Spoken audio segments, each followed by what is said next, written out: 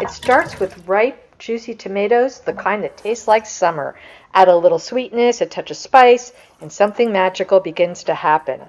Tomato jam, rich, tangy, and homemade. Let's make it. Now that our tomatoes and our spices and our sugar are boiling, we're going to reduce the heat to medium and give it a stir every now and again.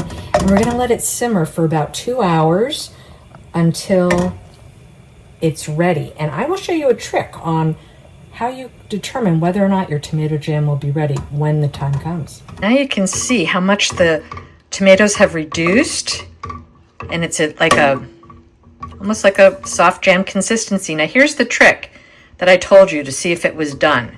If you take the spatula and you go down, you can make a straight line, and there's no sauce coming in here, no water. That's how you know it's done. So this is done. This took about an hour and a half as opposed to 2 hours. Now that the jam is ready, I have a glass jar and a funnel, and I'm just gonna transfer it into this nice glass jar. I'm gonna have a little bit left over, so I can just put that in a little small container. But here you go, about a cup's worth.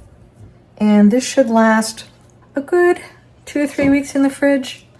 And here you go. This tomato jam, I think, is really pretty versatile. You could use it on chicken, you could use it on burgers, you could use it with cheese and crackers, like a brie, perhaps, or even a blue cheese, I think would go good with this.